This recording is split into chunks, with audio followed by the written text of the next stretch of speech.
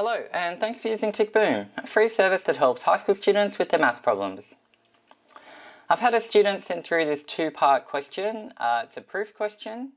So part A says, if x squared plus y squared equals 1, prove that the absolute value of x plus y is less than or equal to root 2. And part B says, if x squared plus y squared equals a squared plus b squared equals 1, prove that the absolute value of ax plus by is less than or equal to 1.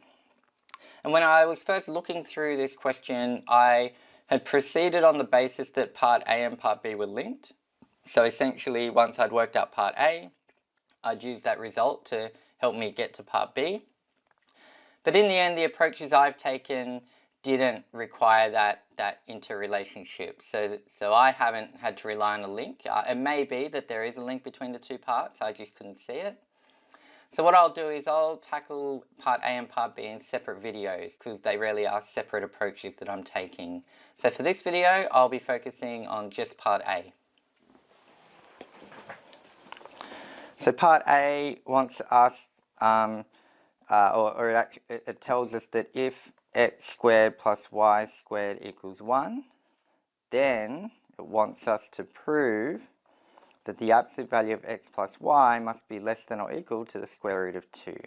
So that's what we're dealing with. Whenever you see an absolute value of something plus something else in an inequality, I think the triangle inequality is a sensible place to start. So by the triangle inequality, what we can say is that the absolute value of x plus y must be less than or equal to the absolute value of x plus the absolute value of y. And if that's not something you're familiar with, I did actually have a student send through a question asking me to prove this inequality. So maybe I'll provide a link to that because that's probably a good introduction to the inequality and why it's true. So if you haven't seen this before, I'd recommend going and taking a look at that and then coming back here. But if you are familiar, I think the next step that's going to help us is we can square both sides. So let's say the absolute value of x plus y squared would be less than or equal to the absolute value of x plus the absolute value of y all squared. And now what I'm going to do in this next step is, I think the key to getting to this result, and it's probably not the most obviously intuitive thing to do, but I'm actually going to add on another term that I know will be positive because it will be squared, so that the inequality will still hold true.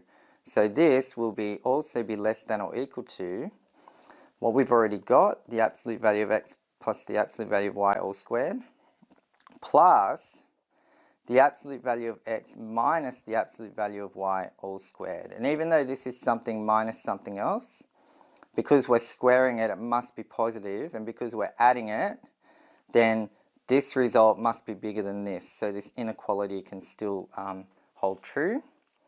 So now what I'll do is I'll just evaluate this. So expanding this right hand side, we get the absolute value of x squared, the first one squared, plus twice the product,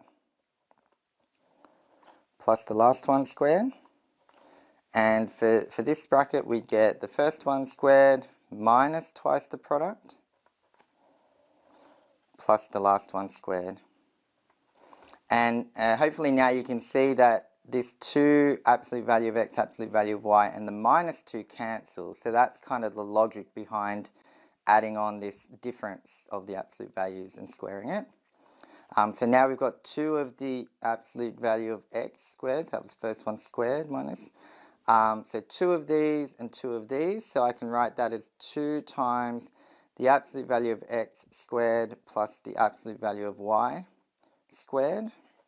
Now that can also be written, if we think about the definition of the absolute value of x by definition is the square root of x squared, and if that's all squared, and the same thing, square root of y squared all squared, then what we can say is that this is 2 times just x squared plus just y squared, because if you take the square root of something and square it, you just end up with what's underneath.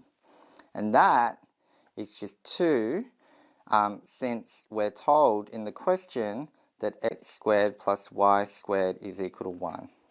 So therefore, what we've got to here is that the absolute value of x plus y squared is less than or equal to 2. So this inequality now can apply to the number 2.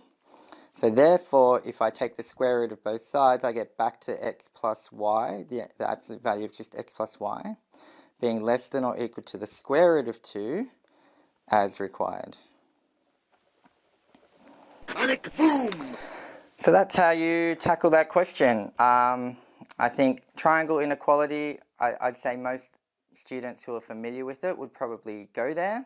I think the key is this step here. That's kind of how you can get a 2 into your inequality, because you end up with twice of something.